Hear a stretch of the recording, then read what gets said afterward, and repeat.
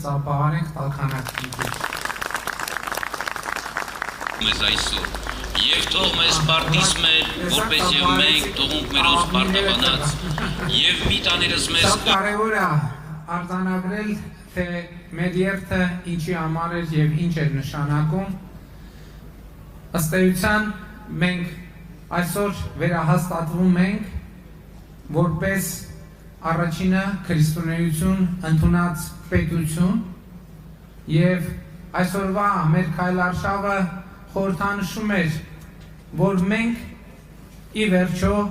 սկսել ենք քայլել մեր Փրկիչ Հիսուս Քրիստոսի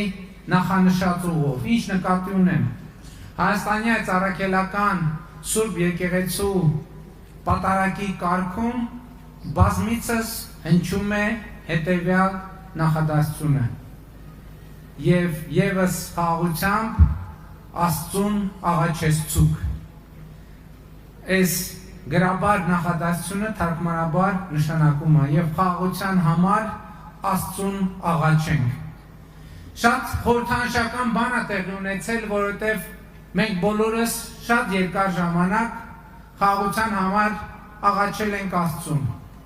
Բայց ի վերջո եկել է այն պահը, երբ որ մենք հասկացել ենք, որ խաղաղության համար Աստծուն աղաչելու զուգահեռ մենք ինքներս պետքա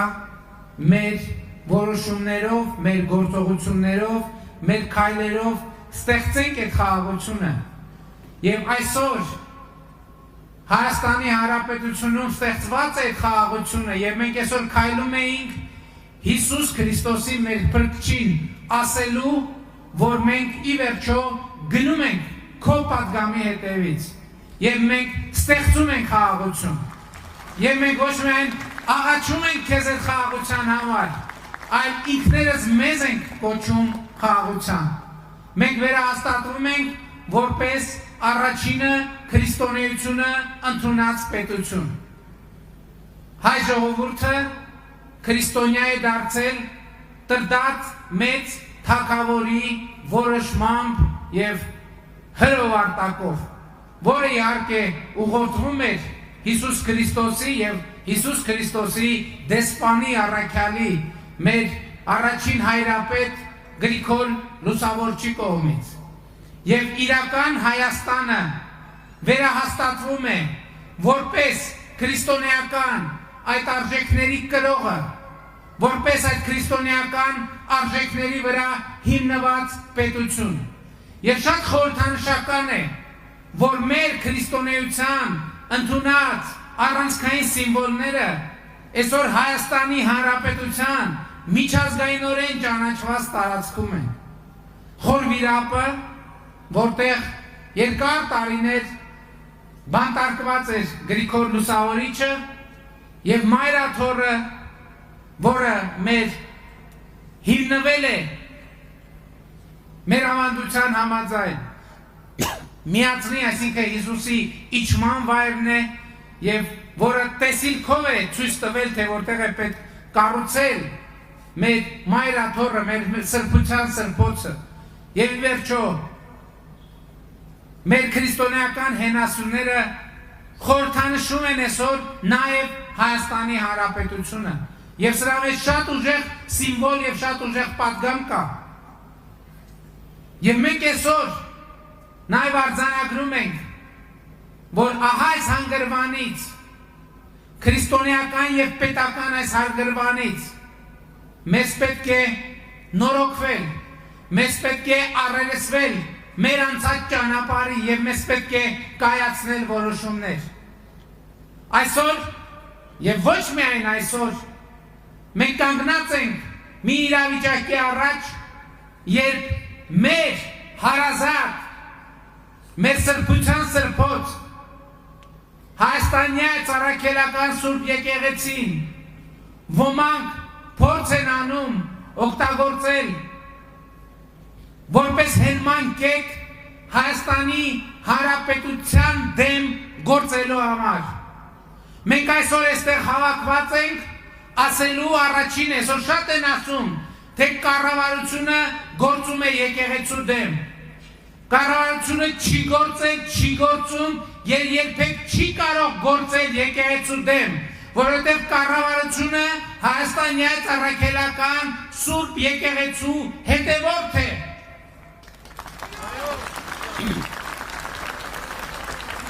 Մենք ընդհանրապես եկել ենք արձանագրելու,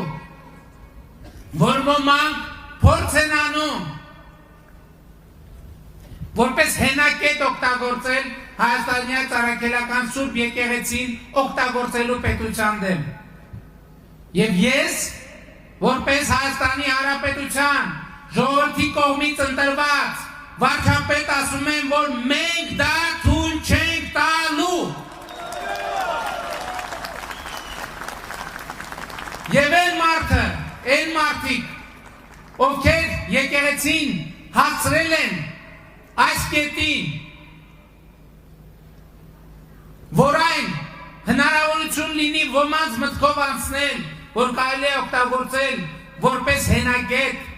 ընդդեմ Հայաստանի Հանրապետության, այս մարդիկ հենց մեր եկեղեցու կարգի համաձայն հերձված են դարձել։ Ես ուզում եմ ասել, որ ցավոք այսօր եկեղեցու փաստացի պետը եւ իր վերնախավը, իր ձևավորած նեղ շրջապատը ըստ էության մենք պետք է արձանագրենք, որ աղանդավորական տրամաբանության մեջ են, հերձվածի մեջ են։ Սա նշանակում է,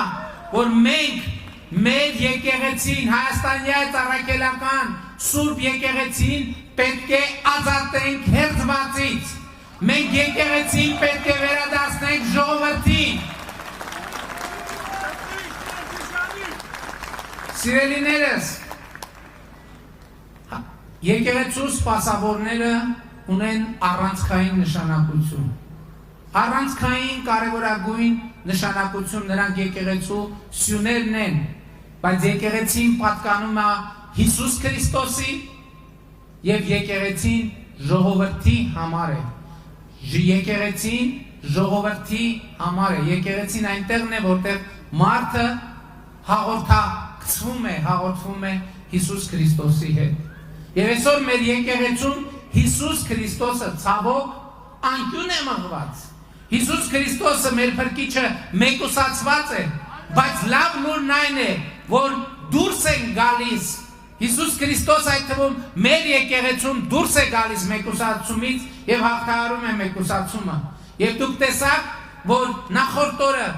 10 եպիսկոպոսների հետ մենք որոշում կայացրեցինք եւ հայտարարություն ստորագրեցինք Հայաստանյան առաքելական Սուրբ եկեղեցու բարենորոգման մեկնարկի մասին։ Եվ ես ուզում եմ, որ մենք բոլորս բարձր ծափերով ողջունենք 10 եպիսկոպոսներին եւ մեր բոլոր հոգեվոր հայրերին, ովքեր կանգնել են եկեղեցու բարենորոգման ճանապարհին, եւ մենք պետք է պաշտպանենք նրանց, մենք պետք է թիկուն կանգնենք նրանց, այնպես ինչպես իրենք այս դժվար պահին թիկուկ են կանգնել իրենց ժողովրդին եւ իրենց պետությանը։ Կամ այսպիսի հանգամանք, որ հիմա փորձ է արվում մատնանշել, տարբեր խնդիրներ առաջ քաշել, ես ուզում եմ հստակ լինի, որևէ մեկը Հայաստանյան առաքելական Սուրբ եկեղեցու բարենորոգման օրակարգի որևէ հետևորդ չի ասում, ինքը իրեն չի սրբացնում, ընդհակառակը այդ տեքստի մեջ հստակ արձանագրել է, որ մեզնից յուրաքանչյուրը ընդունում է իր մեղավորությունը եւ իր պատասխանատվությունը։ Մենք էլ պիտի, գիտեք ինչ, մենք էլ պիտի ընդունենք մեր մեղավորությունը եւ պատասխանատվությունը, որովհետեւ հիմա ըստ էության ստացվում է, որ մենք մի շատ կոպիտ սխալ ենք գործել երկար ժամանակ։ Մենք մեր եկեղեցուն մենակ ենք թողել հերձվածի հետ։ Մենք Հիսուս Քրիստոսին իր եկեղեցում մենակ ենք թողել այդ հերձվածի հետ։ Եվ այսօրվա քայլարշավը նրա մասին է, որ մենք վերադարձել ենք, մենք եկել ենք եւ մենք այլևս մեր եկեղեցին եւ մեր եկեղեցու հոգեվոր սպասավորներին եւ մեր եկեղեցուն մեր Տեր եւ Փրկիչ Հիսուս Քրիստոսին մենակ չեք թողի եւ մենք եկել ենք եսա պատճառը գիտեք շատերը դրա մեջ քաղաքական ակցիա են տեսնում այս է պատճառը որ այդ թվում ես եւ մեր կառավարության ներկայացուցիչներ պատարակների ժամանակ ծնկի են գալիս խորանի առաջ մեղքերի համար թողություն խնդրելու համար այնտեղ կարգի ժամանակ բազմաթիվ մեղքեր են թվարկվում եւ մենք այդ մեղքերի համար թողություն ենք խնդրում բայց կա մի ուրիշ խորհուրդ է ես համոզված եմ մեզնից շատերը ես մեր Տիրոջից Հիսուս Քրիստոսից մեր եկեղեցուց հայաստանյան առաքելական Սուրբ եկեղեցուց եւ մեր եկեղեցու բազմաթիվ իրոք հոգեվոր սպասավորներից եմ ներողություն խնդրում եւ թողություն խնդրում մեր եկեղեցին նրա սպասավորներին եւ մեր եկեղեցուն մեր Տեր եւ Փրկիչ Հիսուս Քրիստոսին մենակ թողնելու համար եւ մենք այսօր ելի եմ ասում խորհրդանիշ է որ մենք էլ մենակ չենք իրենք էլ մենակ չենք եւ մենակ չէ եկեղեցին, մենակ չէ պետությունը, որովհետև եկեղեցին եւ պետությունը այլևս իրար հետ են։ Եվ եկեղեցի ժողովրդի համար է։ Եվ ես մեր ժողովրդին կոչ եմ անում։ Այո, գնալ պատարակների եւ իրենց հոգեվոր սպասավորներին հորդորել, խնդրել, միանալ Հայաստանյան առաքելական Սուրբ եկեղեցու բարենորոգման օրակարգին, հորդորել պատարակների ժամանակ, զեղչել այն անունը, որը չպետք է հնչի խորանից, մինչև այն պահը, երբ որ մենք կունենանք Հիսուս Քրիստոսի անունով ժողովրդով ազգային եկեղեցական ժողովով իրապես ընտրված եւ իր կոչման եւ իր ապրածի իր աշխարհայացի իր հոգու պարունակության իմաստով լեգիտիմ կաթողիկոս ես կոչ եմ անում բոլոր տեղերում բոլոր պատարակներին մասնակցող մեր ժողովրդի նախ մասնակցել պատարակներին եւ պահանջել, հորդորել, խնդրել, որպեսզի հոգեվորականները, պատարակող հոգեվորականները, այդ եկեղեցիներում ծառայող հոգեվորականները միանան բարենորոգման օրակարգին, հանուն Հայաստանյաց առաքելական Սուրբ եկեղեցու, հանուն Հայաստանի Հանրապետության եւ հանուն մեր Տեր եւ Փրկիչ Հիսուս Քրիստոսի։ Շնորհակալ եմ շատ։ Այժմ ես ուզում եմ իմ խոսքը եզրափակել Սաղմոսով։ Սաղմոս համար 25-ով, որով սովորաբար պատարակների մեկնարկին 25-րդ Սաղմոսն է նշվում մեր կարգի եւ այսինքն պատարակն է մեկնարկում 25-րդ Սաղմոսի բովանդակությամբ եւ ես 25-րդ Սաղմոս ուզում եմ ձեզ համար արտասանել ի նշանավորումն այս մեկնարկի եկեղեցու բարենորոգման մեկնարկի, որը մենք հիմա իրար հետ միասին մեր հոգևոր դասի օրհնությամբ իրականացնում ենք։ Իմիջայլոց երեք նաև Շվեյցարիայի Հայաստանյան առաքելական Սուրբ եկեղեցու Շվեյցարիայի թեմի առաջնորդական տեղապահը միացավ բարենորոգման օրակարգը, ես խնդրում եմ իրեն էլ բուռն ծափերով ողջունում։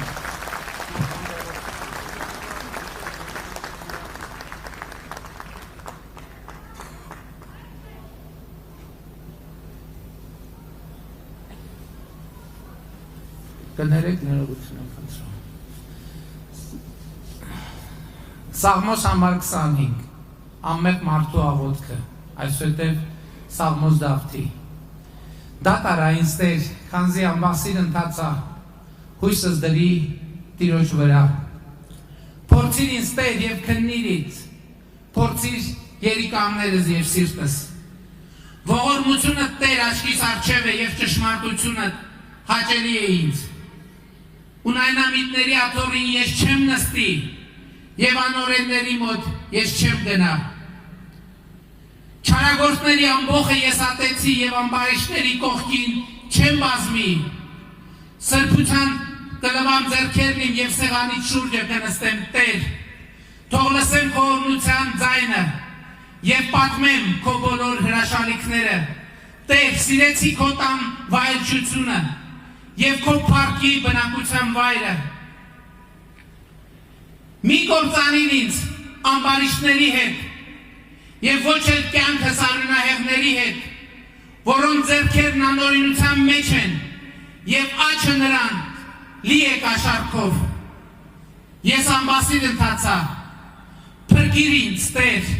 եւ ողորմիր ինձ, ոտքն իմ ուղիղ ճանապարհներին թող լինի, մեծ հավաքներում քեզ պիտի օրհնեմ։ Քրիստոս ծնավ եւ հայտնեցավ։ Քրիստոս ծնավ եւ հայտնեցավ։ Քրիստոս ծնավ եւ հայտնեցավ։ Մեզ եւ ձեզ մեծ ավետի շնորհակալ եմ բոլորիդ այս մթնոլորտում եւ այդ տրամադրությամբ շնորհավորում եմ բոլորիդ ձեր ընտանիքների անդամների, ձեր տների, ձեր օջախների սուրբ ծնունդը եւ համոզված եմ այսօր հիմա բոլորս շտապում եք